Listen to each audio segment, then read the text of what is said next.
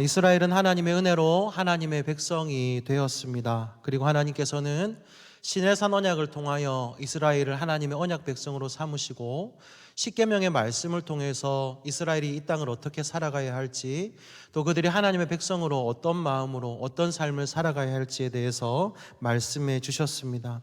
특별히 십계명의 1계명과 2계명을 우리는 잘 알고 있습니다. 너는 내 앞에서 다른 신을 내게 두지 말라. 너를 위하여 우상을 만들지 말고 그것들에게 절하지 말라라고 하신 것이 하나님께서 이스라엘 백성들에게 주셨던 십계명 중에 1계명과 2계명입니다. 그뿐만이 아닙니다. 우리가 지난주까지 새벽기도회 때 신명기 말씀을 함께 살폈었는데요. 하나님은 계속해서 이스라엘 백성들이 다른 것이 아니라 오직 하나님을 사랑하고 또 하나님의 말씀에 순종하는 삶을 살기 원하셨습니다. 그러나 우리가 알고 있는 대로 이스라엘 백성들은 하나님을 사랑하지 않았습니다. 하나님을 섬기지 않았습니다. 하나님을 예배해야 될 그들이 하나님을 예배하기는커녕 시간이 지나면 지날수록 더욱 악한 일들을 행했습니다. 하나님을 버리고 우상을 섬기는 그런 삶도 살았습니다. 오늘 우리가 함께 읽었던 이 호세아서에 호세아가 활동하던 시대도 마찬가지입니다. 1절 말씀을 보시면 여호와의 말씀이 브에리의 아들 호세아에게 임했다라고 말씀합니다. 그리고 하나님이 호세아를 통하여 말씀하신 그때가 언제인지에 대해서도 설명하고 있는데, 요아스의 아들 여로보암이 이스라엘의 왕이 된 때가 바로 그때라고 말씀합니다. 여러분, 여기서 말하는 여로보암은 여로보암 2세라고 저희가 많이 이야기를 합니다. 특별히 열왕기하 14장에 보시면 이 여로보암 2세가 어떤 왕이었는지에 대해서 기록을 하고 있는데, 특별히 23절과 24절 말씀에 보면 여로보암 2세가 어떤 왕이었는지 설명을 하고 있습니다. 제가 읽어드리겠습니다.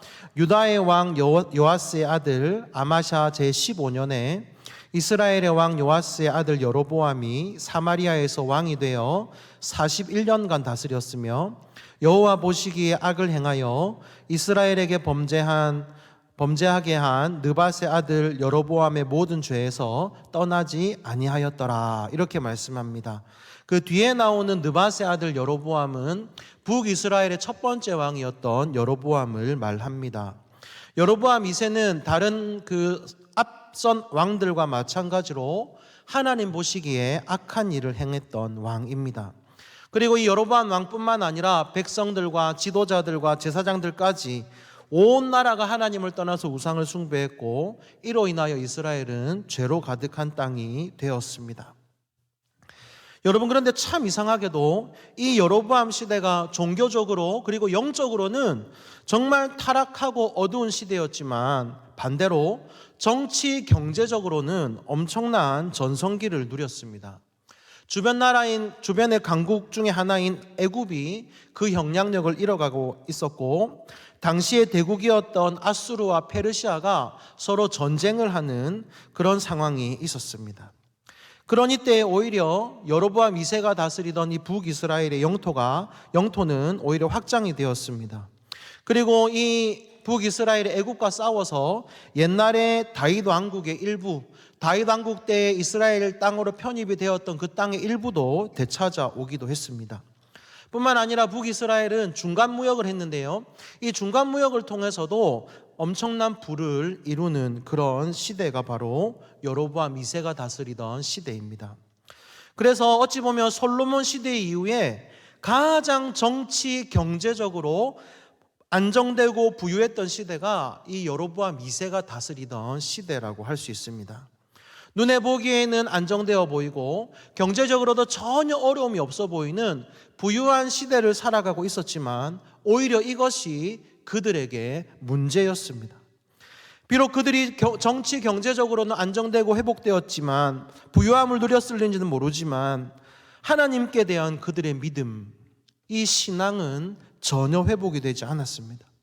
뿐만 아니라 오히려 더 많은 죄악을 저지른 것입니다. 정치적으로 경제적으로 안정되고 부유했기 때문에 그들은 더 이상 하나님을 필요로 하지 않았습니다. 그들은 하나님을 더 이상 찾지도 않았습니다. 하나님을 향한 예배나 경배는 찾아볼 수가 없었고 오히려 자신들의 힘, 자신들의 부유함, 자신들의 안정을 의지하며 살았던 시대가 바로 이 여로보암 2세가 통치하던 북이스라엘의 시대입니다. 사랑하는 여러분, 우리가 여기에서 한번 생각해 보아야 할 것이 있습니다.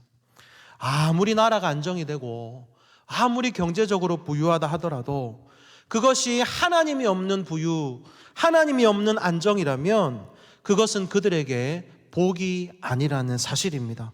오히려 그것으로 인해서 하나님을 멀리하고 더 이상 하나님을 찾지 않는다면 그들이 가지고 있는 안정과 부유함은 더 이상 그들의 복이 아니라 재앙이 되는 것입니다. 눈에 보기에는 잘 사는 것 같이 보이지만 그 속에 하나님이 없는 삶을 살아간다면, 그리고 그 잘 사는 것으로 인하여 하나님을 더 이상 찾지 않게 된다면 오히려 그것이 그 인생의 재앙이라는 사실을 우리는 기억해야 합니다.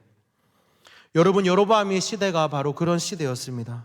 이런 악한 시대 가운데 하나님이 호세아에게 임하셔서 말씀을 하십니다. 하나님이 호세아를 찾아오셨을 때에 호세아는 아마 많은 기대를 했을 겁니다. 하나님 과연 나에게 어떤 말씀을 하실까?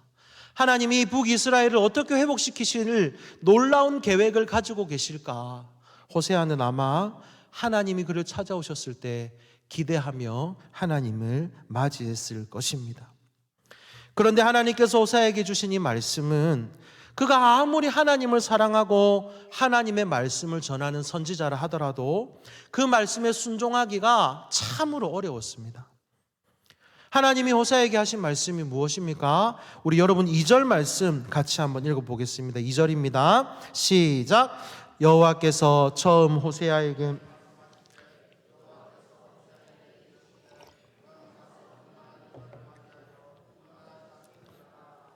이 나라가 여호와를 떠나 크게 음란함이니라 하시니. 아멘. 여러분, 하나님의 말씀을 전하는 선지자라면 그 선지자의 배우자는 더 정결하고 순결하고 믿음도 좋고 준비된 사람, 그런 사람이어야 하지 않겠습니까? 그리고 레위기 21장 말씀에 보면 하나님께서 제사장이 지켜야 될 규례에 대해서 말씀을 하고 있는데요, 이 레위기 21장 7절에서 제사장들은 어떤 사람을 아내로 삼고 결혼할지에 대해서 말씀하고 있습니다. 제가 레위기 21장 7절 말씀을 읽어드리겠습니다. 그들은 부정한 창녀나 이혼당한 여인을 취하지 말지니 이는 그가 여호와 하나님께 거룩함이니라, 이렇게 말씀하고 있습니다. 하나님께서 분명히 레위기 말씀을 통해서 제사장은 부정한 창녀와 결혼하지 말지니라 라고 명령하시고 말씀해 주셨습니다. 그런데 이상하게 하나님은 오늘 호세아를 찾아오셔서 호세아에게 음란한 여자랑 결혼하고 음란한 자식을 낳으라고 말씀하십니다. 호세아는 지금까지 단 한 번도 이런 일들을 생각해 보지 못했을 것입니다. 선지자라면 당연히 하나님의 말씀을 전하고 또 그의 삶을 통해서 하나님을 나타내고 드러내야 할 것입니다. 그런데 오히려 음란한 여자랑 결혼을 해서 음란한 자식들을 낳으라고 하나님이 말씀하시니까 호세아의 입장에서 이 하나님의 말씀은 이해할 수 없는, 순종하기 힘든 그런 말씀일 것입니다. 그런데 여기에서 우리는 호세아가 얼마나 위대한 사람인가를 발견하게 됩니다. 하나님, 세상에 정말 하나님을 잘 섬기고 믿음 좋은 여자도 많고 순결한 사람들도 많이 있을 텐데 왜 저를 음란한 여자랑 결혼하라고 하십니까? 라고 반문하거나 따지지 않습니다. 비록 그의 이성과 그의 상식으로 이해되지 않는 말씀이었지만 하나님이 그에게 말씀하셨기 때문에, 다른 분이 아니라 하나님이 말씀하셨기 때문에 호세아는 이 하나님의 말씀에 순종한 것입니다. 내 생각으로 이해되지 않지만 거기에도 분명한 하나님의 뜻이 있을 것이라는 이 믿음, 그리고 그 믿음에 의한 순종함으로 호세아가 반응하였던 것입니다. 호세아는 하나님의 말씀에 순종합니다. 망설임이 없이 디블라임의 딸 고멜을 찾아가 그녀와 결혼을 합니다. 호세아는 고멜이라는 이 여자가 순결한 여인이 아니라는 사실을 알고 있었습니다. 여러분, 누구나 결혼에 대한 환상과 마음이 다 있지 않겠습니까? 꿈이 있지 않겠습니까? 내가 사랑하는 사람을 만나서 결혼하기를 원하고, 또 내 배우자는 착한 사람, 마음이 선한 사람, 순결한 사람, 이런 사람이기를 누구나 소원할 것입니다. 그리고 그 사람과 함께 사랑을 나누며 행복하게 살기를 원하는 것이 일반적인 사람이 가지고 있는 배우자와에 대한 마음이고 꿈꾸는 결혼 생활일 것입니다. 그런데 호세아와 고멜의 이 가정은요, 처음 시작부터 행복한 가정에 대한 기대를 가질 수가 없는 그런 상황이었습니다. 하나님이 호세아에게 이 음란한 여인과 결혼하라고 하신 이유가 있습니다. 2절 말씀에 보니까요, 지금 이스라엘 백성들이 하나님에 대한 신뢰와 사랑을 다 저버렸고 그들이 하나님께 범죄하고 있다는 사실을 알려주시는 것입니다. 하나님을 버린 이스라엘의 상태, 하나님을 떠나 우상을 섬기고 있는 그 이스라엘의 상태가 마치 남편 앞에서 바람을 핀 음란한 아내와 같은 그런 상황이라는 것을 호세아의 결혼 생활을 통해서 하나님이 보여주고자 하셨던 것입니다. 호세아는 이 하나님의 말씀대로 결혼을 합니다. 그리고 아기를 낳습니다. 그리고 아이가 태어날 때마다 하나님 친히 나타나셔서 아이들의 이름을 각자 다 지어주십니다. 여러분, 하나님이 아이의 이름을 지어주셨다는 것은, 하나님이 그 이름을 지어주셨다는 것은 거기에 분명한 하나님의 뜻과 하나님의 의도가 들어가 있는 것입니다. 하나님이 지어주신 이름은 이렇습니다. 첫째는 이스르엘, 둘째는 로루하마, 셋째는 로암미입니다. 이스라엘, 로루하마, 로암미, 부르기에는 참 예뻐 보이는 이름이지만 이스라엘 사람들이라면 자기의 자식들에게 이런 이름을 아마 짓지 않았을 것입니다. 각각 그 이름이 가지고 있는 의미가 좋지 않기 때문입니다. 첫째가 아들이었는데요, 첫째 아들의 이름을 하나님은 이스르엘로 지으라고 말씀하셨습니다. 여러분, 이스라엘은요, 하나님이 뿌리시다, 하나님이 파종하시다, 이런 뜻을 가지고 있습니다. 그 뜻으로만 보면 하나님이 뿌리시고 하나님이 파종하시고 뜻이 나빠 보이지는 않습니다. 그런데 이스라엘 백성들에게 이 이스라엘이라는 이미지는, 이 단어가 주는 이미지는 아주 부정적인 이미지입니다. 왜냐하면 이스라엘의 한 골짜기의 이름이 이스라엘이었는데요, 이 이스라엘에서 과거에 좋지 못한 일들이 많이 있었기 때문입니다. 여러분, 대표적인 사건이 열왕기상 21장에 보시면 나봇의 포도원 사건이라는 게 있습니다. 아마 아실 텐데요, 북이스라엘의 악한 왕 중에 한 명을 꼽으라고 한다면 아합 왕일 것입니다. 그리고 그 아합과 아내 이세벨이 얼마나 많은 우상을 섬겼는지는 저희가 잘 알고 있습니다. 그런데 이 이스라엘, 아합이 다스리던 시대에 이스라엘 지역에 나봇이라는 사람이 포도원을 가지고 있었는데, 아합이 어느 날 이 포도원을 보니까 너무 보기에 좋은 겁니다. 그리고 그것을 꼭 갖고 싶은 겁니다. 그런데 나봇이 그 포도원은 자기의 조상 때부터 내려오던 포도원이기 때문에 왕에게 팔 수도 없고 왕에게 줄 수도 없다고 이야기를 하는 겁니다. 거기에 화가 난 그 아합 왕과 이세벨이 그 나봇에게 억울한 누명을 씌운 다음에 이 나봇을 죽여버리는 겁니다. 그리고 이 포도원을 빼앗았습니다. 이 일로 말미암아 아합 왕과 이세벨은 그의 신하였던 예후라는 장군에 의해서 폐위를 당하고 왕위까지 빼앗기게 됩니다. 그리고 하나님은 아합과 그의 가문의 범죄를 가만히 두지 않으시고 왕과 그의 가문의 사람들을 모두 다 죽게 하십니다. 이 아합 왕이 전쟁을 피해서 이스라엘 지역으로 피했는데 거기에서 죽게 되고, 그의 아내였던 이세벨 그리고 그의 자녀들도 모두가 다 이 이스라엘에서 죽임을 당하게 되었습니다. 그래서 이스라엘 백성들에게 이 이스라엘이라는 이름은 그렇게 좋은 뜻의 이름이 아닌 것입니다. 하나님은 호세아의 첫 번째 아들의 이름을 이스라엘로 지으신 이유가 있었습니다. 하나님이 호세아의 첫째 아들에게 이스라엘이라는 이름을 주신 것은 죄로 가득했던 악한 왕 아합과 그의 가문을 하나님이 심판하셨던 것처럼 북이스라엘이 지금 너무나 큰 죄악 가운데 살아가고 있는데 너희들이 계속해서 이런 악한 일들을 행한다면 너희의 죄악대로 내가 심판하겠다는 하나님의 뜻과 의지를 이스라엘이라는 이름을 통해서 말씀을 해 주시는 겁니다. 그리고 뒤에 보시면 하나님께서 이스라엘의 활을 꺾을 것이라고 말씀하시는데요, 여기서 활을 꺾는다는 것은 군사력을 무력화시킨다는 뜻입니다. 하나님은 이 이스라엘이라는 아들을 통해서 북이스라엘의 군사력도 무기력해지고 하나님께서 그들을 심판하시겠다는 사실을 보여주시는 것입니다. 이스라엘이 조금 자란 이후에 고멜이 둘째를 낳습니다. 둘째는 딸인데요, 하나님은 그 딸의 이름을 로루하마로 지으라고 하십니다. 로루하마는 로랑 루하마가 붙어있는 말인데요, 루하마는 여기서 긍휼하심을 입은 사람, 긍휼을 입은 자라는 뜻을 가지고 있습니다. 그런데 그 앞에 로라는 말이 붙었습니다. 이 로라는 말은 아니다라는 뜻을 가지고 있습니다. 그래서 루하마는 긍휼을 입은 자인 반면에 로루하마가 되면 긍휼하심을 받지 못한 자, 긍휼하심을 입지 못한 자가 되는 것입니다. 원래 이스라엘 백성들은 하나님의 긍휼하심을 입은 백성이었습니다. 애굽에서 종살이하며 고통당하고 있을 때 하나님은 그들을 긍휼히 여기셔서 애굽으로부터 그들을 구원해 주셨습니다. 그리고 40년 광야 생활을 하는 동안 만나와 메추라기를 먹이시고요, 구름 기둥과 불 기둥으로 그들의 삶을 지켜주셨습니다. 어려운 일들이 있을 때마다 비록 그들이 원망했지만 하나님이 그들의 필요한 것들을 다 채워주셨습니다. 그리고 하나님은 이스라엘의 신랑이 되셔서 신부인 그들을 보살펴 주셨습니다.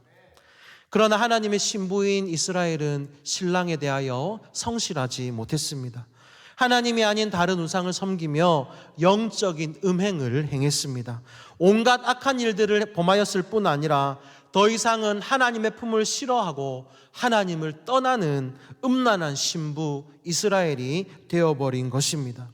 이런 그들을 향하여 하나님께서는 둘째의 이름을 로루하마로 지으시면서 하나님의 백성이 하나님을 떠나 우상을 섬기고 더 이상 그들이 하나님을 찾지 않는다면, 그리고 그들이 회개하지 않는다면 더 이상 너희를 긍휼히 여기지 않겠다라는 뜻으로 둘째의 이름을 로루하마로 지으신 것입니다. 그러면서 하나님은 7절에서 이렇게 말씀하시는데요, 우리 7절 말씀을 같이 읽어보겠습니다. 그러나 내가 유다 족속을 여겨 전쟁이나 말과 마병으로 구원하지 아니하리라 하시니라. 아멘. 여러분, 우리가 잘 알고 있듯이 이스라엘은 하나님의 말씀을 거역하다가 남유다와 북이스라엘로 나뉘게 됩니다. 남유다는 2지파였고요, 북이스라엘은 10지파입니다. 인간적으로 보면 당연히 북이스라엘이 더 강해 보이고 세력이 셉니다. 그런데 하나님은 이 북이스라엘을 향하여 내가 너희를 긍휼히 여기지 않겠다 이렇게 말씀합니다. 그들이 하나님을 거역하고 우상을 숭배할 때 그들은 더 이상 하나님의 루하마를 경험하는 것이 아니라 하나님의 로루하마를 경험하게 되는 것이지요. 반면에 호세아 시기에 유다의 왕이었던, 비록 요담이나 아하스는 악한 왕이었지만 그 뒤에 왕이 된 히스기야, 이 히스기야는 경건한 왕이었습니다. 북이스라엘은 하나님의 말씀을 거역하다가 로루하마가 되었지만 남유다는 하나님의 긍휼하심을 잊게 됩니다. 그래서 7절 말씀에 보니까 내가 유다 족속을 긍휼히 여겨 이렇게 말씀을 하고 있습니다. 실제로 히스기야 시대 때 아수르의 군사 18만 5천 명, 18만 5천 명이나 되는 대군이 남유다를 쳐들어 왔었습니다. 그러나 하나님은 남유다를 긍휼히 여기시고요, 긍휼히 여기신 하나님은 남유다를 아수르의 손으로부터 지키시고 승리하게 하셨습니다. 그들이 하나님을 섬기고 하나님을 따를 때 하나님이 그들을 루하마 하시고 그들을 지키시고 그들을 긍휼히 여겨 주신 것입니다. 사랑하는 여러분, 우리의 삶의 모든 승리는 다른 것에 있는 것이 아니라 오직 하나님께 있음을 기억하시기 바랍니다. 우리는 우리의 활과 마병과 칼을 의지하는 사람이 아닙니다. 하나님의 백성인 우리가 의지해야 될 분은 오직 한 분, 여호와 하나님밖에 없는 줄로 믿습니다. 우리가 하나님을 의지하고 하나님을 섬기고 믿음으로 하나님 앞에 설 때에 하나님은 우리를 루하마하시고 우리를 구원하여 승리케 하실 줄로 믿습니다. 둘째 이름이 로루하마였는데요, 그 이후에 고멜이 또 셋째를 낳습니다. 하나님이 셋째 이름을 로암미로 지어주십니다. 암미는 나의 백성, 내 백성이라는 뜻을 가지고 있습니다. 여러분, 그런데 그 앞에 로라는 말이 붙었습니다. 그러면 로암미는 무슨 뜻이 되겠습니까? 내 백성이 아니다, 이렇게 되는 겁니다. 하나님은 이스라엘 사람들이 하나님을 버리고 우상을 섬길 때마다, 온갖 죄를 짓고 악한 일을 행할 때마다 선지자들을 통하여 그들의 죄를 지적하시고, 너희가 지금이라도 하나님께 돌아오면 하나님이 너희를 용서하시겠다고, 너희를 회복시켜 주시겠다고 계속해서 말씀하셨습니다. 하지만 하나님께서 이런 기회를 주시고 이스라엘이 하나님께 돌아오기를 원하셨지만, 이스라엘은 이런 하나님의 마음을 전혀 알아채지 못하고 오히려 악한 일을 반복하기 시작했습니다. 이제 하나님은 이 셋째 이름을 로암미로 지으셨습니다. 그러면서 더 이상 너희는 나의 백성이 아니다, 나는 너희의 하나님이 되지 않을 것이다, 이렇게 말씀하시는 것입니다. 이스라엘, 로루하마, 로암미 모두가 다 하나님의 저주입니다. 악한 죄를 지은 아합과 이세벨이 죽은 곳, 살육의 골짜기 이스라엘, 너희가 나를 계속해서 버린다면, 너희가 나를 섬기지 않는다면 너희도 그렇게 만들겠다는 하나님의 저주입니다. 너희가 계속해서 나를 떠나 우상을 숭배한다면 내가 너희에게 더 이상 긍휼을 베풀지 않고 너희는 내 백성이 되지 않을 것이다라고 말씀하는 겁니다. 여러분, 이스라엘을 향한 하나님의 이러한 선포는 정말 두려운 말씀입니다. 그리고 하나님의 백성인 이스라엘에게 너희는 내 백성이 아니라고 하는 이 말보다 더 무서운 말은 없을 것입니다. 오늘 말씀에 나오는 음란한 여인과 결혼한 이 호세아의 이야기, 이 이야기는 음란한 이스라엘과 결혼한 하나님을 보여줍니다.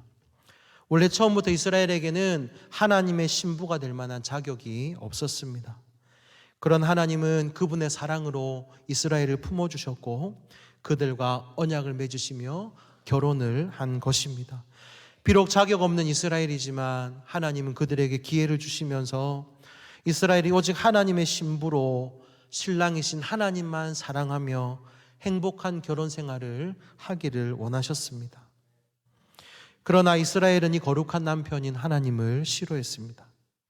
하나님이 아닌 다른 것들을 향하여 그들의 시선을 돌렸고 결국 우상을 따르기 시작했습니다. 그 결과로 이 음란한 이스라엘이 낳은 자식들은 이스라엘이 되어서 살육을 범하고 하나님을 더 이상 찾지 않고 하나님을 떠나 하나님의 긍휼하심을 받지 못하는 자들이 되어버렸습니다.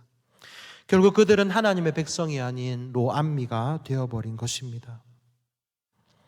여러분, 비록 그들이 이렇게 큰 죄악들을 저질러 너희는 더 이상 나의 긍휼을 받지 못한다, 더 이상 너희는 나의 백성이 아니다라고까지 하나님이 말씀하셨지만, 그래도 하나님은 이 음란한 신부인 이스라엘을 끝까지 사랑하셨습니다. 하나님은 호세아에게 자신의 품을 떠나 다른 사람과 음행한 음욕 고멜을 데리고 오라고 말씀하십니다. 그리고 그에게 사랑을 주고 사랑하라고 말씀하셨습니다. 이처럼 신랑이신 하나님을 떠나 음행한 신부가 된 이스라엘, 그들을 하나님은 사랑하셨습니다. 그 말씀이 바로 오늘 1장 10절과 11절에 나오는데요, 우리 10절과 11절 말씀을 같이 읽겠습니다. 그러나 이스라엘 자손의 수가 바닷가에 모래같이 되어서 헤아릴 수도 없고 셀 수도 없을 것이며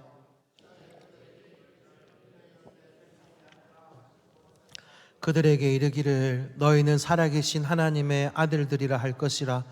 이에 유다 자손과 이스라엘 자손이 함께 모여 한 우두머리를 세우고 그 땅에서부터 올라오리니 이스라엘의 날이 클 것임이로다. 아멘. 10절 제일 처음에 나오는 단어가 여러분 그러나라는 단어입니다. 비록 너희가 이런 악한 죄를 짓고 내 마음이 너희에게 긍휼을 더 이상 베풀지 않고 너희는 내 백성이 아니라고 하였지만 그러나 나는 너희를 사랑한다 말씀하는 겁니다. 비록 북이스라엘이 하나님을 떠나 영적으로 음행하였고 이로 인해 멸망당하는 일이 마땅하지만 하나님은 때가 되면 그들을 긍휼히 여기시고 그들을 회복시켜 주실 겁니다. 그때가 바로 언제입니까? 예수 그리스도께서 오셔서 그들을 구원하실 때입니다. 비록 아수르에 의하여 멸망을 당하고 피도 다 섞여버려서 혼혈민족이 되었지만 메시아이신 예수님께서 오셔서 이제는 그들을 혈통에 의한 이스라엘이 아니라 혈통과 인종에 상관없이 예수님을 믿는 사람이라면 어느 누구에게나 하나님의 자녀, 하나님의 백성이 되는 놀라운 은혜가 주어지게 되었습니다. 11절에 나오는 한 우두머리가 바로 이 오실 예수님을 상징하는 것입니다. 그때 이스라엘의 자손의 수는 바닷가의 모래같이 헤아릴 수도 없고 셀 수도 없게 될 것입니다. 이어지는 2장 1절에서 하나님은 이렇게 말씀하십니다. 너희 형제에게는 암미라 하고 너희 자녀에게는 자매에게는 루하마라 하라 말씀하십니다. 로암미에서 암미로 바꿔주셨습니다. 로루하마를 루하마의 인생으로 바꾸어 주시는 것입니다. 비록 그들이 죄를 범했지만 하나님은 사랑이셔서 그 놀라운 사랑을 이스라엘에게 다시 주시겠다고 말씀하는 겁니다. 오늘 함께 예배드리는 우리 모두도 이런 놀라운 은혜를 입었습니다. 에베소서 2장 말씀해 보니까 하나님은 이 사실을 우리에게 분명하게 말씀해 주십니다. 우리 에베소서 2장 1절에서 8절까지의 말씀을 찾아서 함께 읽겠습니다. 에베소서 2장 1절에서 8절까지의 말씀입니다.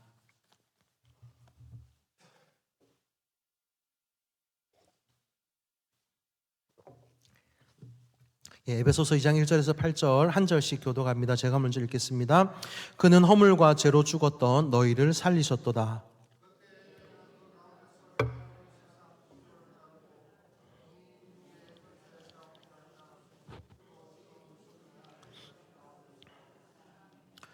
전에는 우리도 다 그 가운데서 우리 육체의 욕심을 따라 지내며 육체와 마음에 원하는 것을 하여 다른 이들과 같이 본질상 진노의 자녀이었더니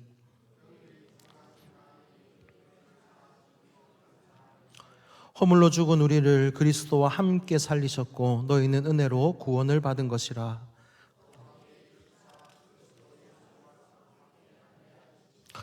이는 그리스도 예수 안에서 우리에게 자비하심으로써 그 은혜의 지극히 풍성함을 오는 여러 세대에 나타내려 하심이라.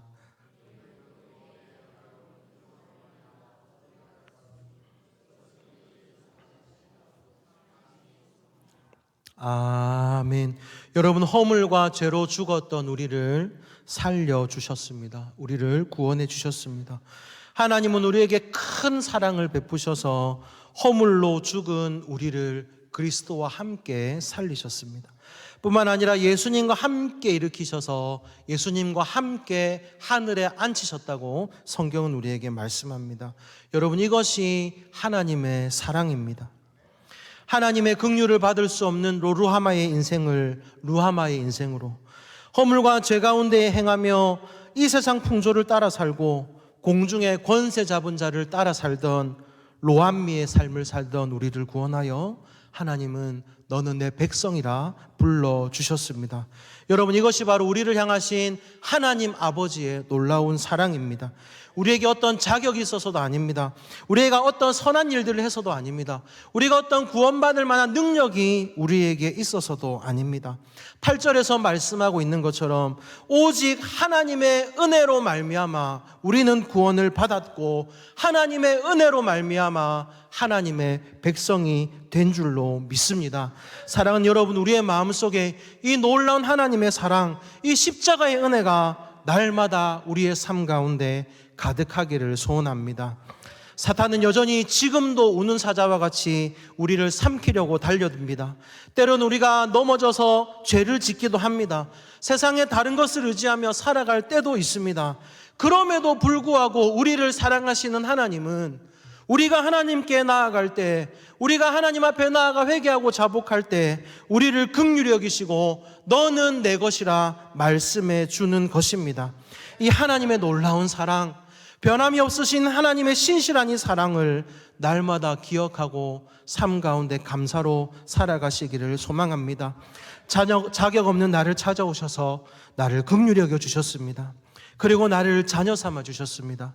이 놀라운 사랑을 기억하며 더 이상 우리의 삶이 하나님을 떠난 고멜의 삶이 아니라 하나님의 거룩한 신부가 되어 신랑 되신 하나님만 사랑하고 신랑 되신 하나님을 의지하고 신랑 되신 하나님과 동행하는 그런 복된 삶을 살아가는 우리 모든 성도님들 되시기를 예수님의 이름으로 축원합니다.